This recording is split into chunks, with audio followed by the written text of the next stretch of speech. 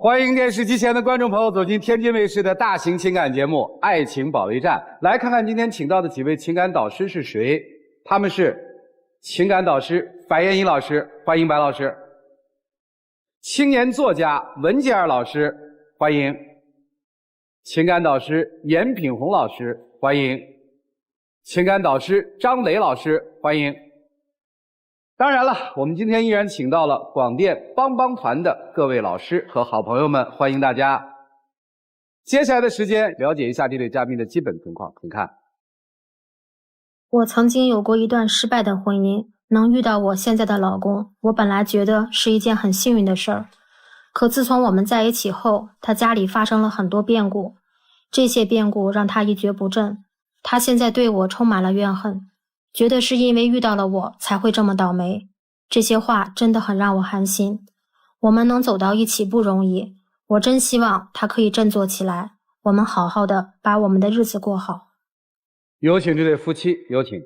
男嘉宾王先生31岁，来自辽宁待业；女嘉宾邹女士41岁，来自山东石原。有请两位，有请。主持人好，欢迎两位哈。各位老师好。这是标准的姐弟恋了，对吧？对，大10岁哈。对，结婚1年多，您是再婚？对，我是再婚。您是初婚？对。两位怎么认识的？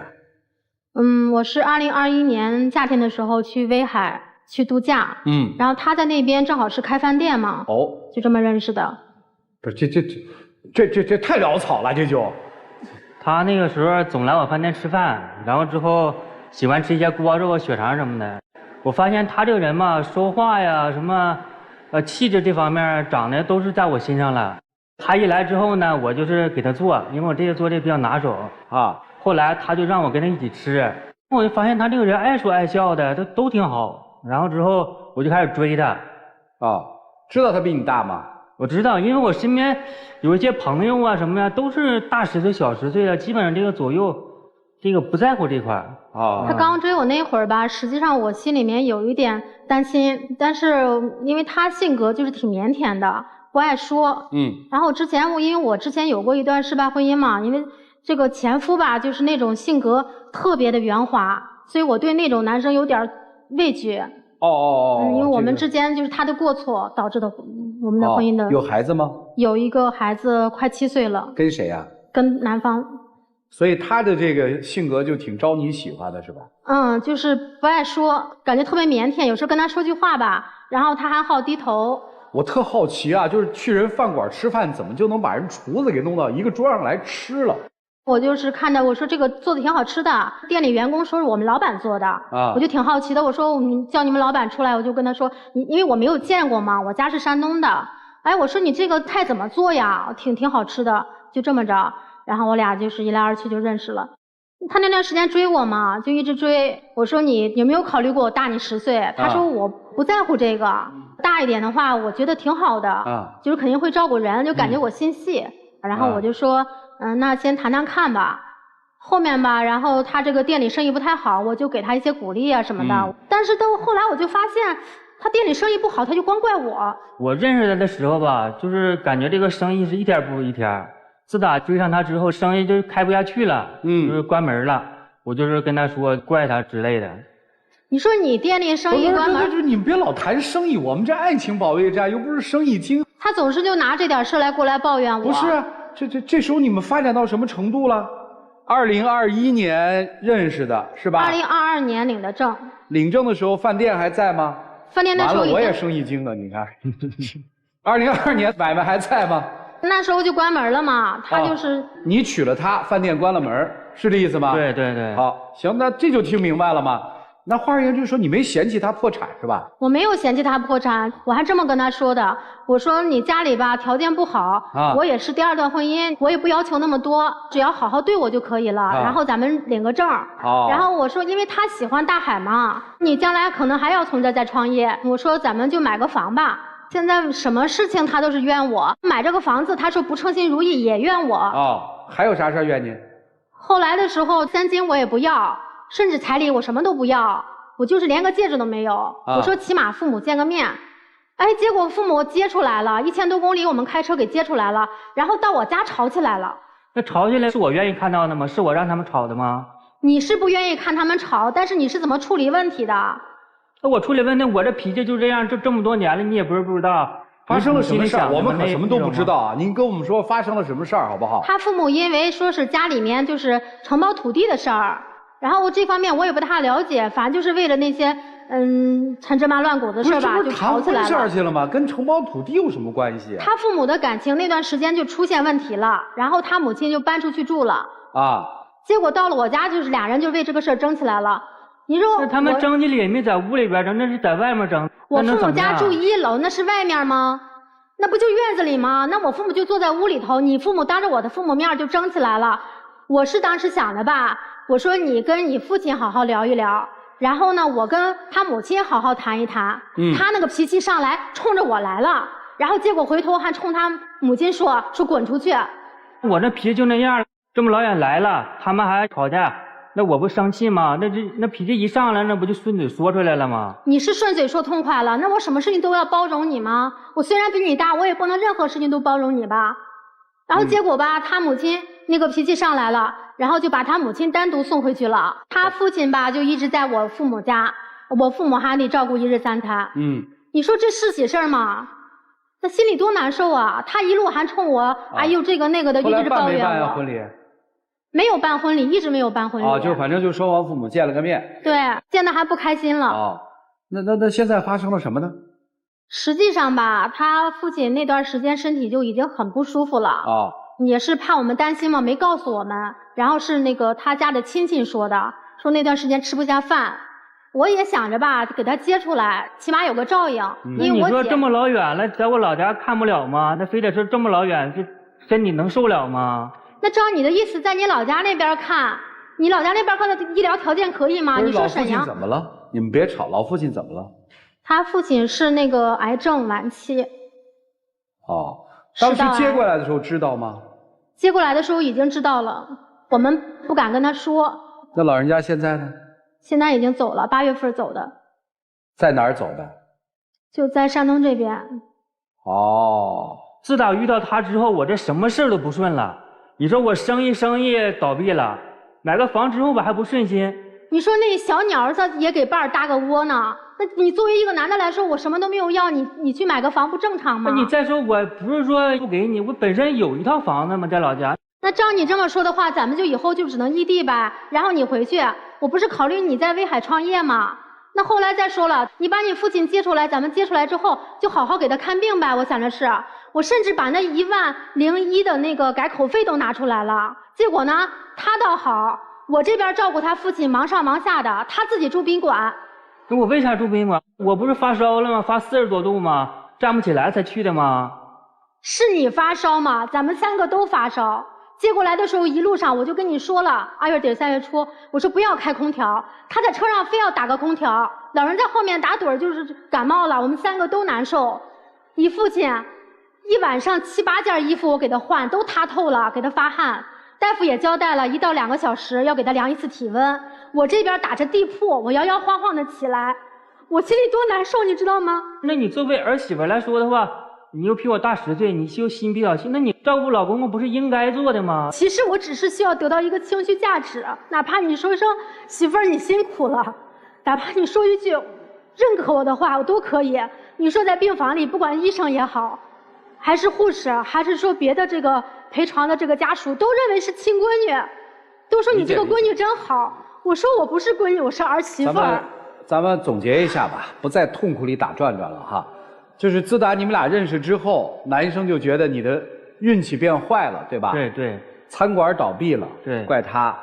买了房子，把你手里面有的一些现金流给破坏了，对，怪他。对。老父亲因为癌症去世，怪他。不是，这块中间还有一个环节呢。我如果不在这边定居的情况下，我是不是经常回家了？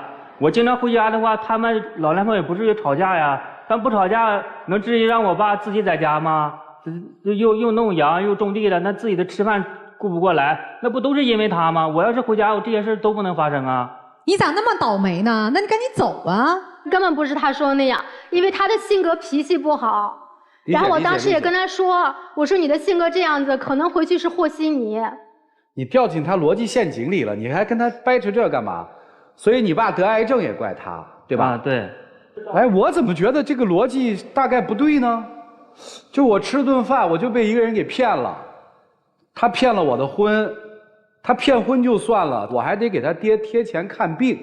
我给他爹贴钱看病之后呢，我还得伺候他爹。哎，我这婚结的也挺倒霉的哈。啊？我没感觉倒霉。我觉得倒霉啊！你看这个女人碰到你以后，这个多倒霉啊！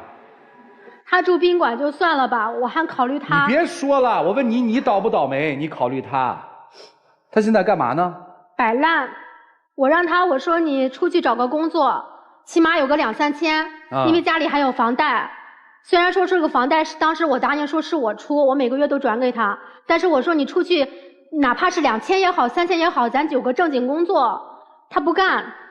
我找什么工作呀？我自己在家做小兼职，不做的挺好的吗？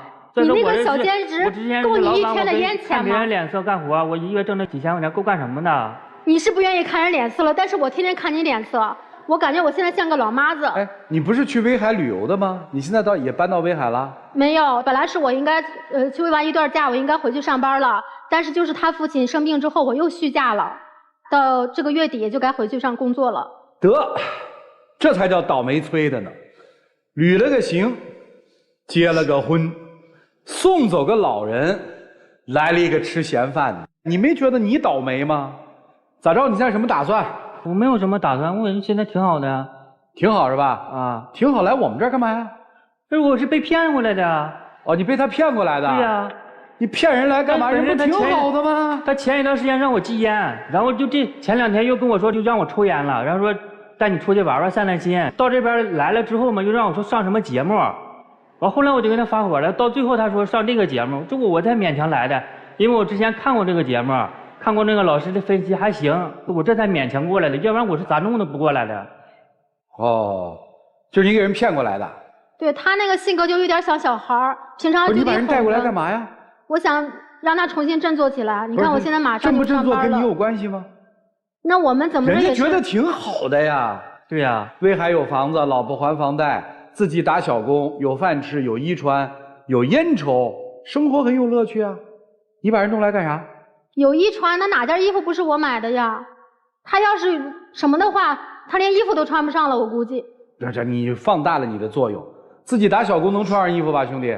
穿上了，为啥穿不上呢？就是人家要想干了，人到饭店里面接着炒个锅包肉，一样有女老板来问谁炒的菜，把厨子给我带上来，对不对呀？你那么焦虑干嘛？又不是你儿。我跟他提过分。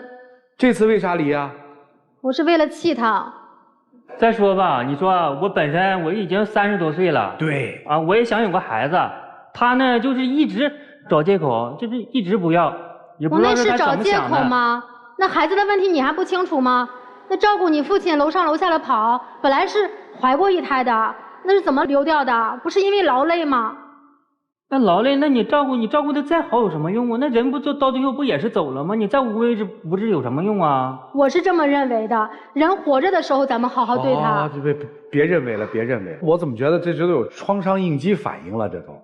这都属于不正常的思维了。反正自打遇到他之后，我就是感觉哪都不顺了。你看，女生就觉得特委屈是吧？我做的很周到，我一切都是为了你，为什么你还抱怨我？不理解，对吧？对。所以你带他来是希望老师帮他调整一下心态，是吧？是的。你觉得他现在这个状态不积极，对吧？即使你在想要孩子，可能他这个状态你也不敢要孩子，是不是？我不敢。所以你看，这是一个连环套，你发现了吗，兄弟？你说你为什么我也想要个孩子，你不接着？人家说了，你就躺平了，摆烂了，我还敢给你生孩子？你别说养活孩子了，你能养活起你自己吗？嗯。哎，你还想过吗？就这样，你还过不过这日子？他跟我说的是他慢慢改，我是想过下去的，因为我觉得想过就行。你要过吗？那我是被他骗过来的，那我肯定是也有点那个意思。不是，你别说我们这儿又成你倒霉的地儿了啊！没有，你要觉得被骗，你可以走。没有，您现在就走。不是说被你们骗，我是被他骗过来的，对吧？对，那他的问题，我就问你这日子要不要过啊？因为这么长时间发生这么多事儿，我也得好好考虑考虑，想一想啊。什么事情他都拿不定主意，都是那样。这么短的时间发生太多事儿了，所以说那人都会变的嘛。我现在就感觉自己像所以个笑话。其实我觉得好像都是在那种心理的一个应激阶段，好多事儿也没想明白。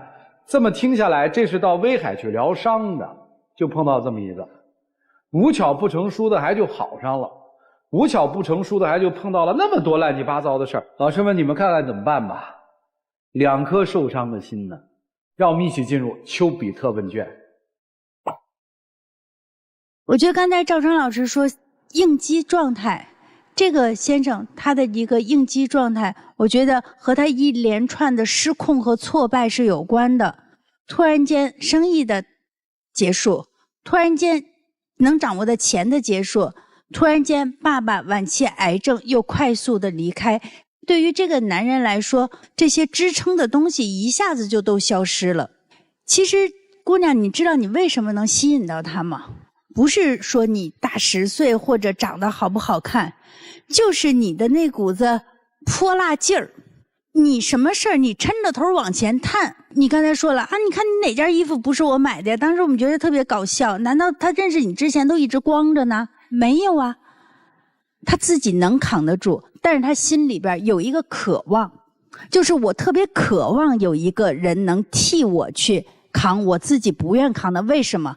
因为他是一个从来没有被真正关爱过的小男孩，爸爸妈妈能够当着未来亲家的面就吵起来了，说明不太顾及这个儿子的感受。他内心当中从来没有人真的为他去撑起过一片有尊严的被保护的天空，所以我需要找一个人来替我扛不住的东西，于是你就变成了那个倒霉的理由。所以我觉得你们两位啊，真的也是挺对茬的。你需要一个去替你承担你所承担不了的人生变化的人，而这个自己又太过于愿意一切的家里的事儿都由我来扛，所以挺好，就这么过着吧。真是绝配，一个人特别渴望一把雨伞，一个一直以为自己就是把伞的这样的一个人，俩人恰好就遇在一起了。所以如果你们能够稍微的去理解一些自己心里的那个缺，恰好由这样的一个看起来让你并不满意的人补全了，那这个时候你们俩人这个绝配的相遇就完满了。我不知道，就是这个姐姐，你为什么一定要在这个人身上寻找到自己的一种自我认同感？你这种疯狂的付出，你到底是想要圆满你的前半生你缺失的什么东西？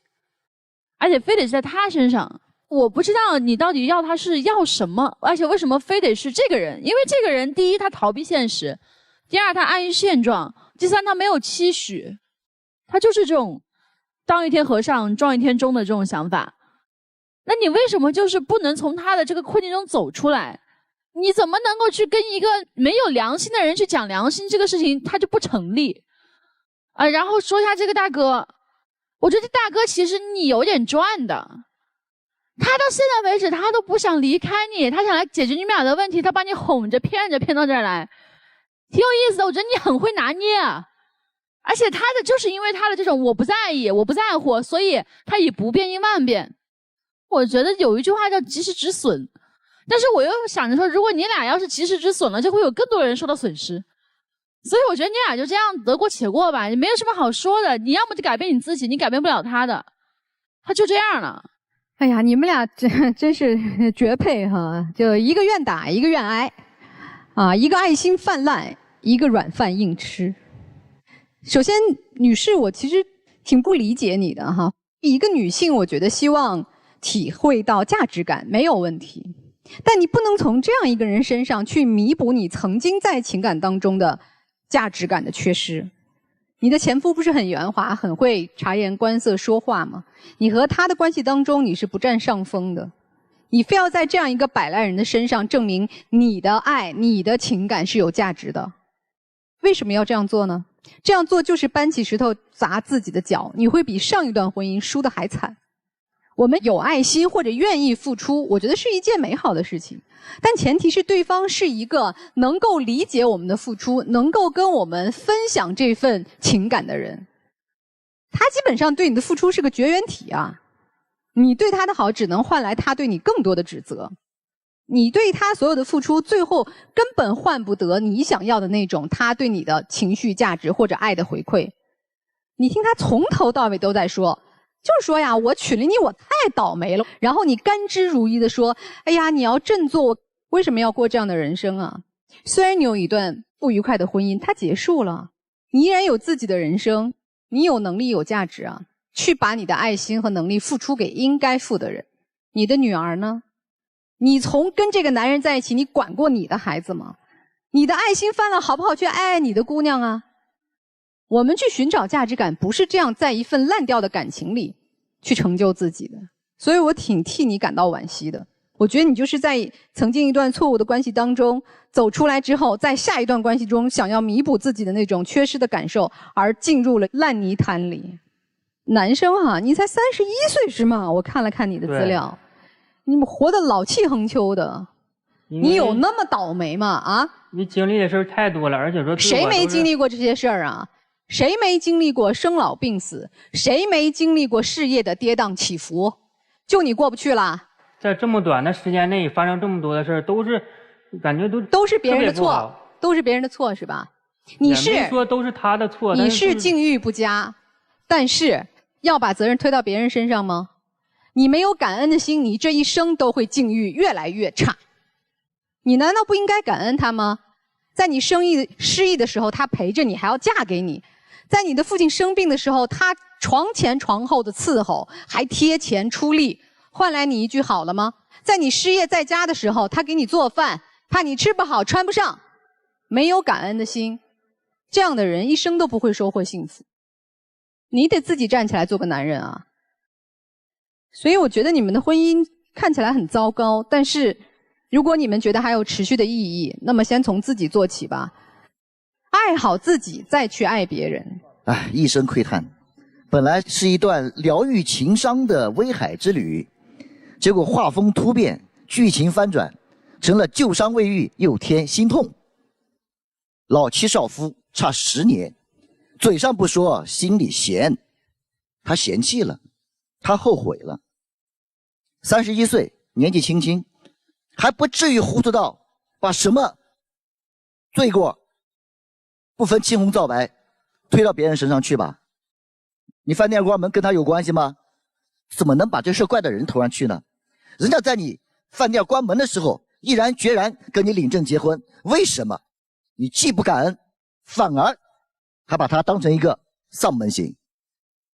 所以呢，女士，你不要再跟他的逻辑，他饭店倒闭不是你的事儿，他父亲去世更不是你的原因。相反，你在他事业不顺利的时候毅然决然跟他结婚，陪他共度难关。在他父亲生病的时候，你放弃自己帮他照顾他的父亲，可是这些换来的是什么呢？哪有半句感恩？你是不是特别想知道为什么会这样？因为他不爱你。但凡有1分爱、半分爱，都不是这个表现。那些邋遢、那些摆烂，都是有原因的。先生，我说的对吗？不对，不对。那你为什么要这样对待你的妻子？我心里肯定是有他，没有他我能跟他在一起吗？你跟他在一起以后，你为什么这样对待他？你还不如放了他呢。男人啊，有一说一，也许当年没有想这么多，找了一个大自己10岁的女人。当然了，如果你们真的能够相爱，年龄也不是最大的问题。但是很可怕的是，他后悔了，你有权后悔，但是你要说出来，而不是把日子过成这样去折磨他。作为广电帮帮团，我今天唯一的想帮的就是姑娘，远离那些让你内耗的人，余生很短，少在烂事上纠缠，少为不值得的人生气，学会放下，才能够更好的前行。大家之所以恨你，我告诉你几句话，你是让人恨死的。第一句话，我就想要一个孩子，我怀了孕了，怀了孕你不是没了流产了吗？怎么流产的呀？我不就为照顾你爸吗？你照顾有什么用啊？反正他要死。一句话2条人命，你说你混不混？你做儿子你说这话对爹不敬，你做父亲说这个话对走的孩子不公，你说你混不混吧？是有一点儿。是有一点吗？这第一句话。我们再看第二句话。我们那儿都是大10几岁的，我也没觉得这是一什么事儿啊。这话是真话是假话？真话。好，我心里想着你比我大10几岁，你不该吗？是不是你的话？是啊。第二句话有没有嫌弃？嫌弃人家岁数大，有没有？没有嫌弃。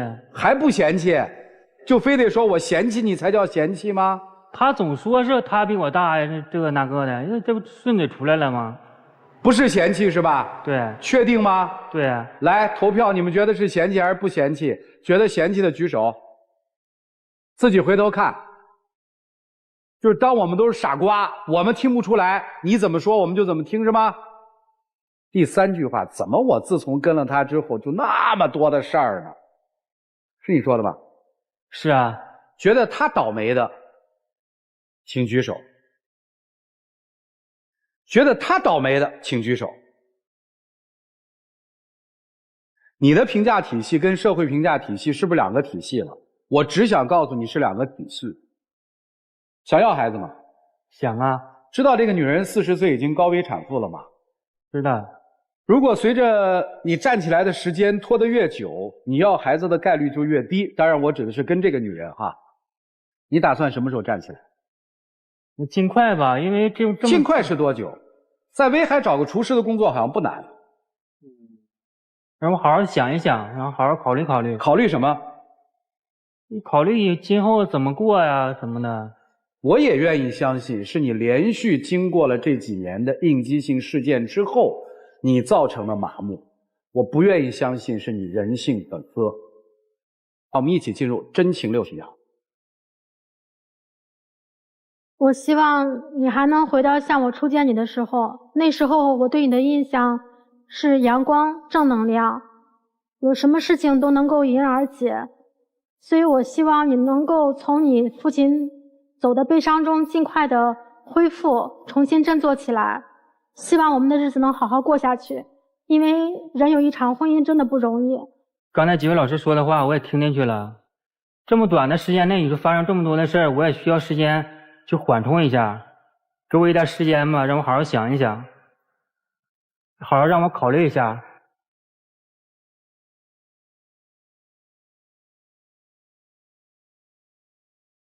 那个这样啊，3个月之内重新去炒菜就出来，3个月之内你觉得干不了这事儿，你也别出来了，咱弄个标准嘛。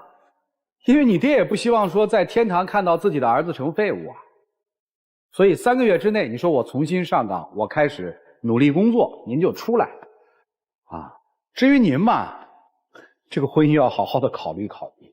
谢谢2位，请回。来，白老师猜结局。我觉得是双出，我觉得男不出女出，女不出男出，双不出。来吧，我们看看他们自己的选择是怎样的，请开门。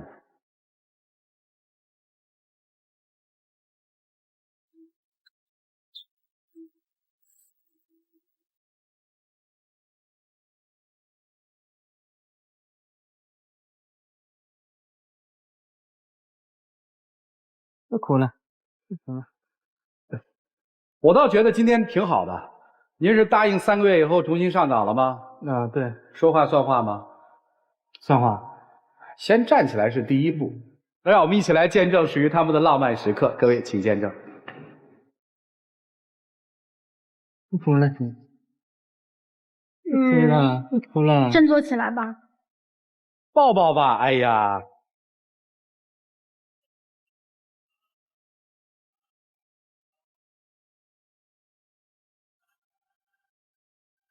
谢谢2位，请回吧，祝你们幸福，请回，加油！谢谢各位老师，加油啊！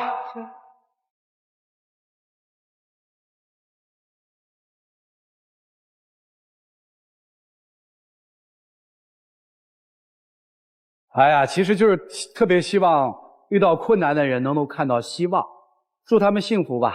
了解下一对嘉宾的基本情况，各位请看。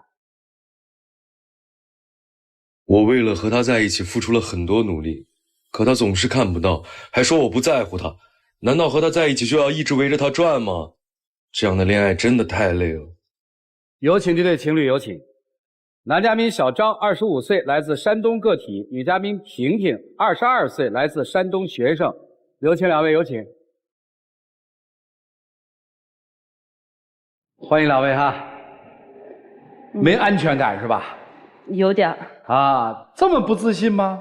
之前我对自己挺有自信，但是就现在出现了这些事儿之后，我就觉得我可能是不是我确实长得不如他前女友好看，或者是怎么样的。哦，打击这么大。好，说说吧。我们俩当时认识的时候，是我的朋友把他叫来我的生日聚会上。当时我一看他，我觉得挺帅的，然后我也觉得蛮不错的。我们两个就经常就交流嘛，发微信啊，互动之类的。然后一直到我高考结束了之后，他就跟我说，我有点喜欢你，婷婷，要不咱俩在一块儿吧？我确实也很喜欢他，我说那行，我就答应他了。一开始好好的，每天晚上都会打电话。结果没过几天，就他突然就给我搞失踪，就找不到人了。他就搞消失，给我玩那个消失的他，我就一下子我就消失的他可不是啊，那是彻底抹平好吗？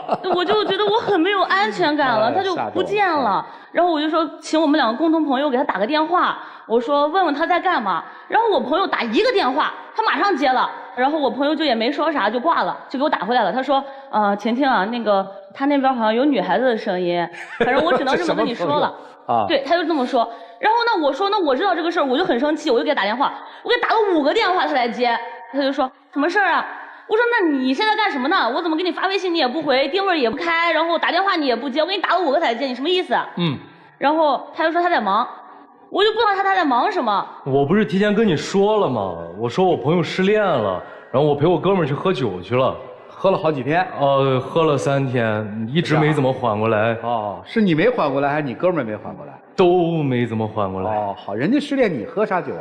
陪他嘛，他也不开心。对吧，老师？你看他这个人就是，他说他陪朋友，他朋友失恋了，他陪着人家喝酒，人家还不一定什么事儿呢。而且最主要的是，他根本就不是去陪他朋友喝酒，他前女友也在那儿，我又不是不知道。我就是去陪他喝酒的呀，那他把他叫过去了，我也不知道。好，你说你不知道，你以为我不知道？你现在到了这个节目上，你还这个样？你前女友不是去找你复合了吗？你到现在你还在骗人。那他来找我复合，我又不知道。啊，你看到他去了，你说是你朋友把他叫去了，你看到他去了，你不会直接走？你说不好意思，他在这儿了，我都有对象了，我又不在这儿了，你不会这么说吗？怎么我们两个不能同时出现在一个地方？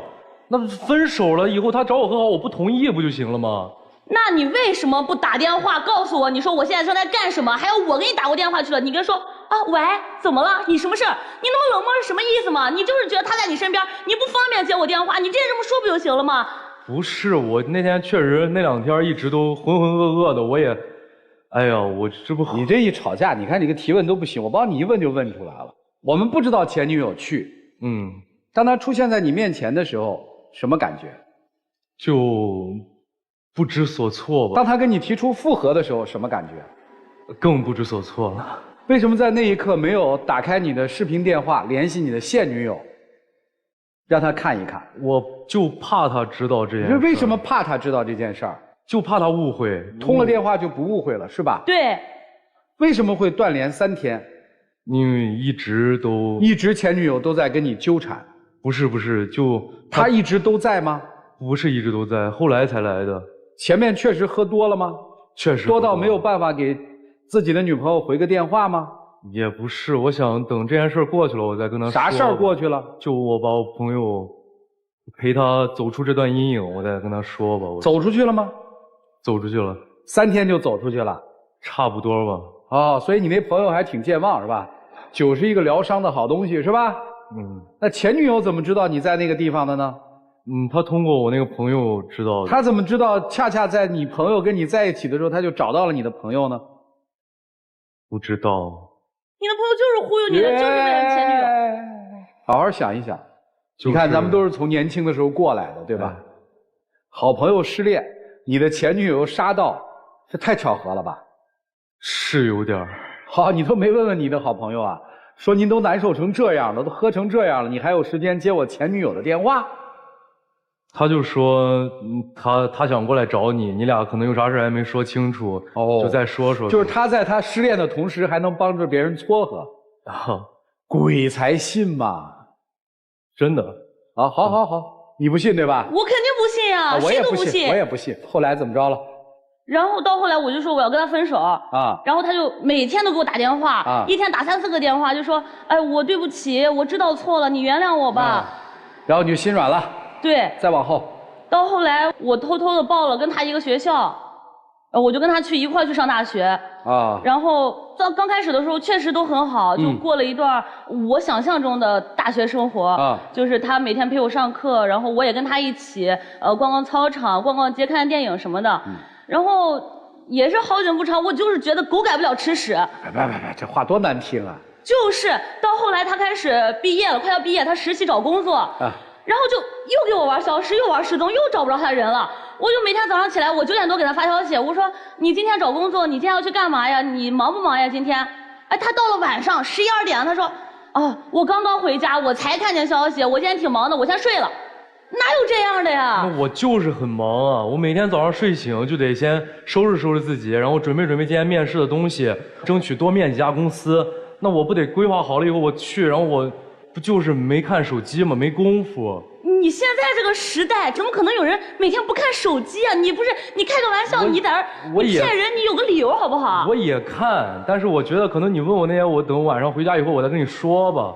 那你知道我没有安全感，那你就不能提前跟我报备一下？您出门，你说哎，我今天要出门了，我现在要去面试。你没安全感，为什么我要给你报备啊，姑娘？那可是他之前我们2个之前的时候好好，他都会，他不管干什么他都跟我说。哎，不要那么凶嘛，温柔一点好不好？人家没犯什么错误嘛，充其量就是没回个微信嘛。他到后来他就说他找工作，后来我们俩有一天我们一起出去，然后我就偷偷看他手机，他跟他前女友还有联系，他前女友帮他找工作呢，在那儿。你又说前女友干嘛嘛？人家也没干什么呀，人家出于一份好心，正好有这么一个岗位适合我，条件也行，待遇也行，人家就记着我嘛，让我念人家个好嘛，我总不能因为这个我讨厌人家吧？去没去？没去。为啥不去？为了他，我就算了嘛。你什么叫为了我？怎么不是为了你？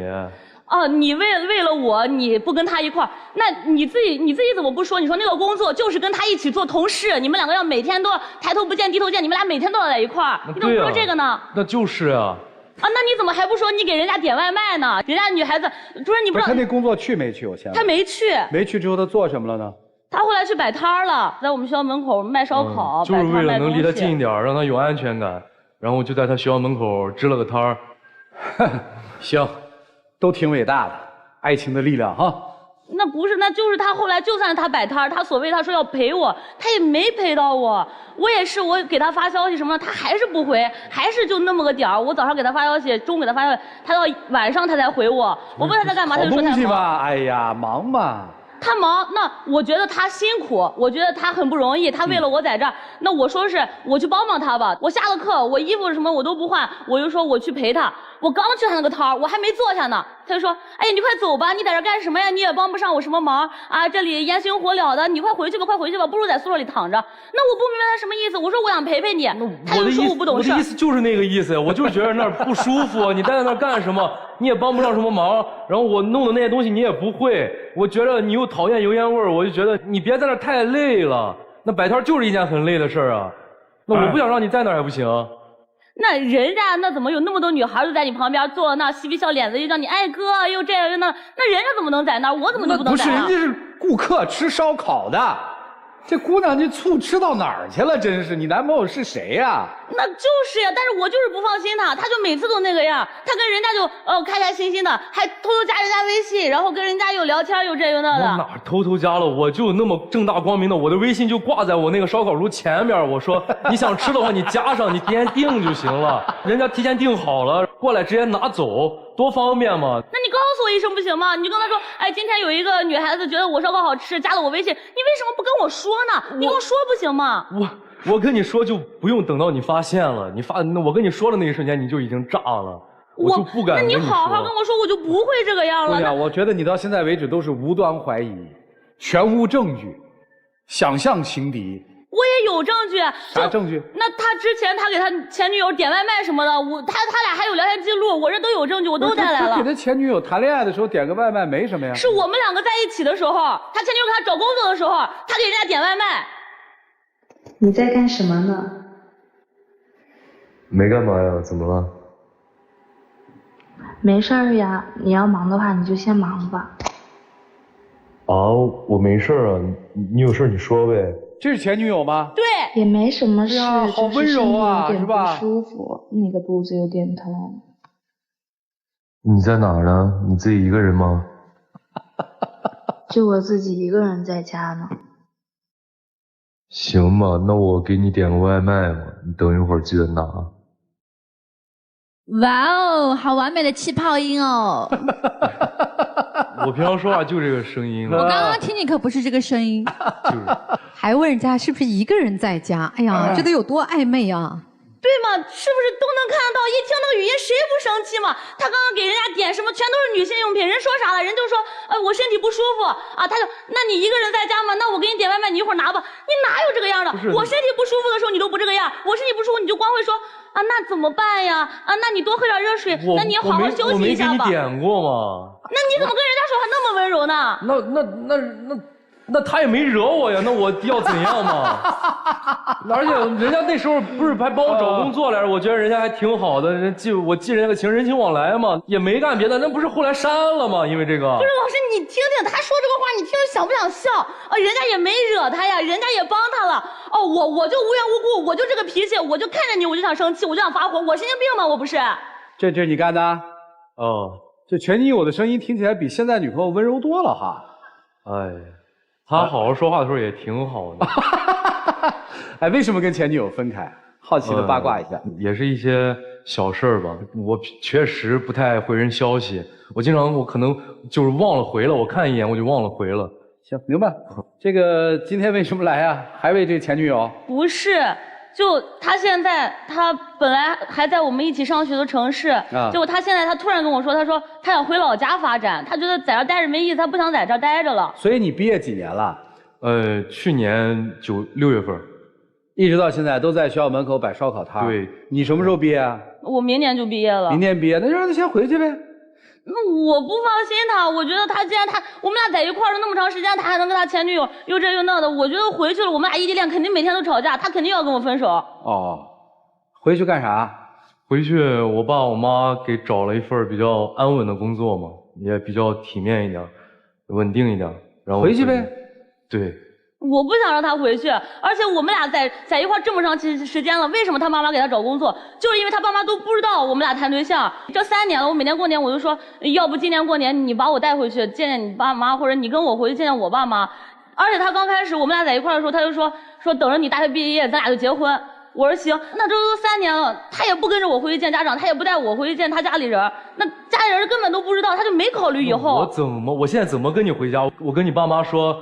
我说叔叔阿姨，我是个那个摆摊干烧烤的，然后我现在缺个服务员，把你姑娘嫁给我当服务员吧。那不可能啊！那不是你说话怎么这么难听？你不能好好说话吗？不是，他说的是事实啊，真这样。那我爸妈都说了，说只要我喜欢就行，那我就喜欢想跟他在一块儿，他要好好跟我在一块儿，我就跟他在一块儿，我跟他一辈子。那所以说嘛，你就是很天真，因为你爸妈也没有跟你说过这些东西。但是当一个男孩去你们家的时候，那你爸妈不会有他们自己考量的标准吗？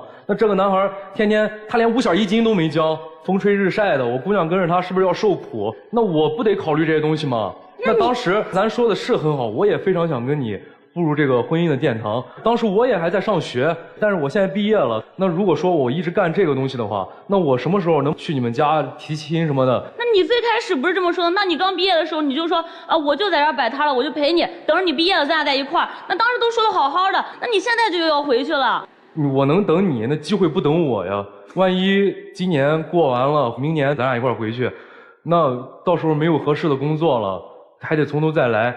那现在这不正好有一条非常好的一条路，然后等着我去走。我先回去，等你实习的时候，我也能在老家把这个工作给做得比较稳定了，然后咱们2个在一起去说这些结婚的事儿，到时候不也靠谱点吗？你现在回去，你绝对的，你就是就到时候我还是找不着你人，你还是对我玩消失。你爱信不信的，怎么了？你是谁呀，姑娘？你这个太那个了。那可是最开始都说好了，他都说好了要在这儿等我的。说好了咋了？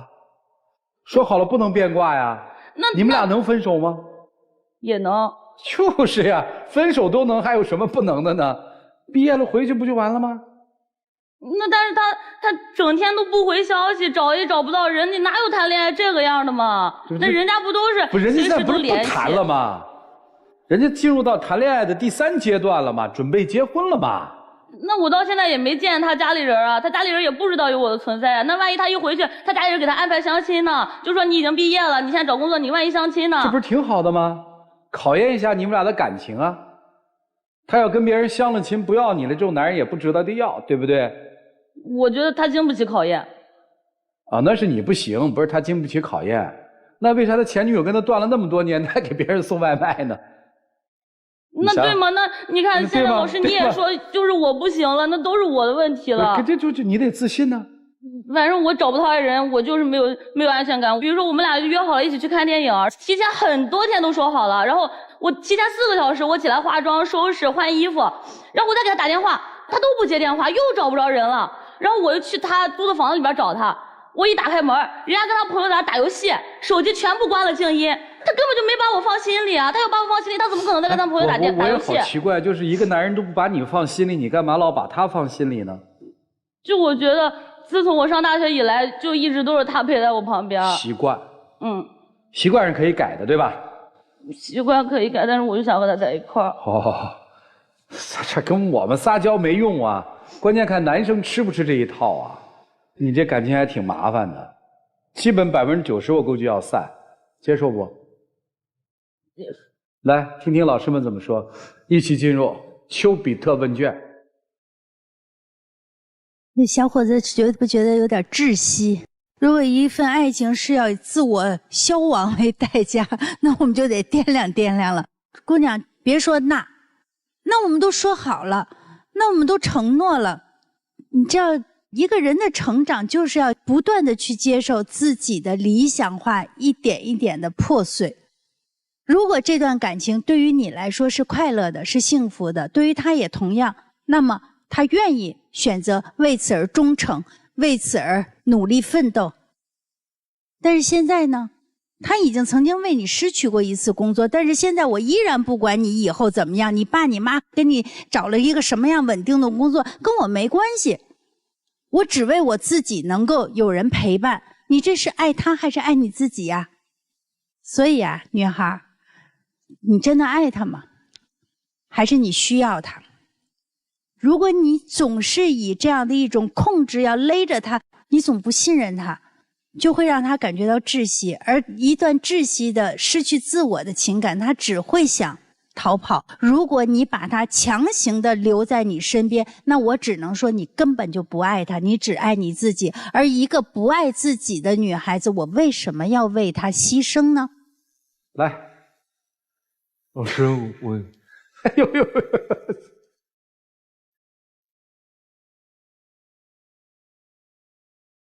宝贝，你这样下去，你注定不会幸福的。你不管是跟他还是跟其他任何人，因为你的控制欲其实过强的人，他本质是害怕自己会受伤。你们俩所有的对话里面，你根本就不尊重他的自我意识，永远都是我要怎么样，我想怎么样，因为我没有安全感。所以因为你没有安全感，你要用另外一个人的前途来给你买单吗？这是一个不善良的表现，宝宝。异地恋并没有那么可怕，你可能也觉得我只是想跟他在一起，但是你的行为导致的结果就是你会毁掉一个他父母辛辛苦苦培养了几十年的孩子。他身上肩负的，他除了是你的男朋友之外，他还是一个儿子，他是一个人，他是一个男人，他应该实现他自己的社会价值。你有可能只是他生命中出现的一个插曲，甚至是过客。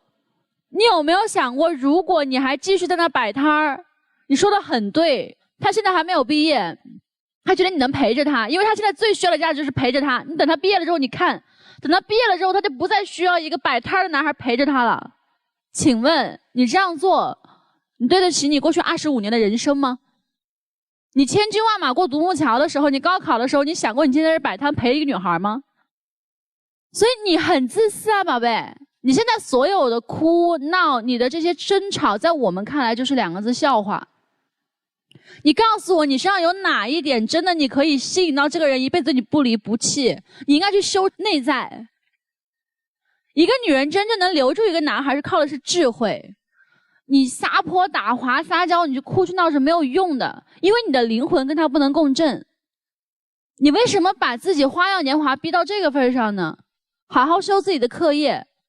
22岁的年纪，天天想着嫁作他人妇，你的世界里面除了谈恋爱之外，没有一点别的事儿吗？可是老师，我一开始我不是这个样的呀。要是他不跟他前女友那些联系什么的，我告诉你，不要过分在意这些你莫须有的想象。你可以谈得起这段恋爱，你就要放得下。你不能说你进入社会有可能我们会带来感情危机，你就不让他进入社会了。异地恋最好相信一句话，就8个字：短暂分开，顶峰相见。所有能够坚持到最后的人都结婚了，一旦没有坚持到最后的人，你们就是错的人。这个男生其实相对你们俩而言，我真的更不喜欢你。你跟那个女生说话时候的腔调，我认为你是一贯的腔调。就你女朋友对你的不信任不是空穴来风，我不是说你有其他的女朋友，但是你确实在这一点上是恋爱当中边界感很差的一种呈现。人家一个人不一个人关你啥事儿？就算给了你一个工作机会，你要这么特殊的照顾他吗？还是前女友啊？你不懂避嫌吗？所以啊，他拿什么信任你啊？你让他去烧烤摊看你一下，你都着急把他轰走。是他有点烦，他不分轻重，你给他机会成长了吗？在问题出现的最初，你可以陪他一起去调整啊，你都没有啊。你就用这种冷漠对他的不够重视，让他越来越抓狂。好的恋爱姑娘会彼此滋养，会让你变得温柔。但是一段不适合的爱情，你就会变成这个样子吗？请问你喜欢你今天的自己吗？不喜欢就要跳脱这个不喜欢的状态，去做那个自己喜欢的样子啊。所以我觉得男生你坦诚一点，女生你独立一些。也许在你们异地关系的开始之后，才能慢慢认清我要的是什么，我又是谁。所以我没有建议，就让异地恋赶紧开始吧。我觉得这是检验你们关系最好的时机。男生坦诚一点，你如果真的不喜欢他，你别把他弄成一个小疯婆子，没必要。好好一个姑娘，对不对？大好的人生才开始。我问个问题啊，那个前女友是在哪儿？在成都呢，还是在潍坊啊？在成都。那么如果他愿意回潍坊，你不是更安全了吗？其实刚才那段聊天的那个截屏，我听了以后反而觉着，能证明男生啊对那前女友还真没什么，已经说得很清楚了，他一个人在家，人家没把自己送过去，点个外卖送过去的，你担心啥呀？你老是强调我们说好的要爱一辈子，你怎么可以中途变卦呢？别说是说好的，你就是白纸黑字写下来爱情的契约，那合同也是无效的呀。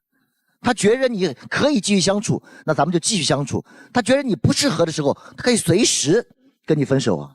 你明白这道理吗？爱不是你拿把绳子把他捆起来，捆他一辈子，让他跑不掉，这不叫爱情。你喜欢这样的自己吗？你觉得可爱吗？那你为什么把自己变成不可爱的样子呢？你自己都不喜欢自己，他为什么还要去喜欢你呢？强大自己，做好自己，让自己变得更优秀，他才会继续留在你的身边。但是呢，帅哥，我刚才替你辩解了啊，那个聊天只能说明你没啥事儿，你没犯错误，你没把自己送过去。但是呢，确确实实你跟女生相处的过程当中，有些事情做的是欠妥当的。莫名其妙失踪3天，你就没有想过女朋友担不担心你？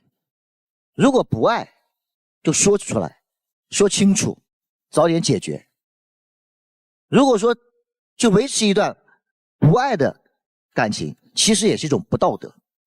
谢谢张老师。来，我们听听广电帮帮团的老师们帮谁。我想对姑娘说呀，安全感是自己给的，不是找别人要的。你觉得自己不够好呢，就提升自己；觉得担心男友被拐跑呢，就让自己变得更优秀。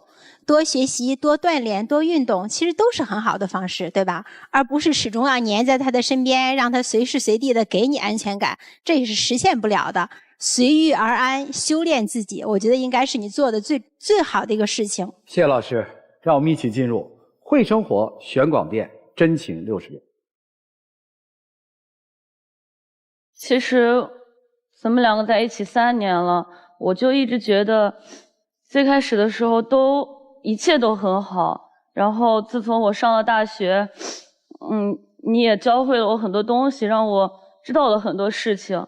但是我不知道为什么最近都会变成这个样子。其实现在我也知道了，我们两个的相处方式出了很大的问题。但是我是真的特别特别喜欢你，我就想说，如果你回老家发展了呢，我想我们两个还要继续在一起。我觉得距离不是问题，只要我们相爱，无论隔多远都可以继续谈下去的。同意了哈，同意异地恋了哈。同意了。哎，我最后问一个问题，你那些大学同学这一年都在干嘛？都有自己的事儿得忙呗，工作的工作，创业的创业。你算同班同学里挺另类的吧？啊，对。同班同学怎么评价你啊？就是啊，你去干这个了，然后行吧，那你祝你生意好呗，就是这样。这话啥意思？听不出来不？听得出来。你爱他，你会不心疼吗？谢谢两位，请回吧。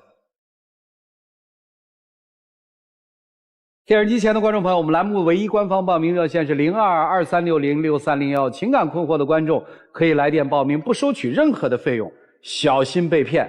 来，我们看看他们自己的选择是怎样的，请开门。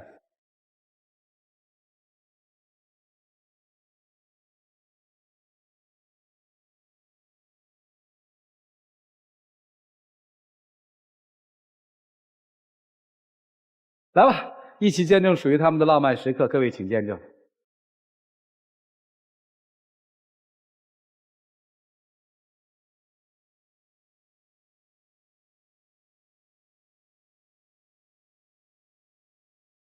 来，请回，谢谢两位，请回，就开开心心的爱啊。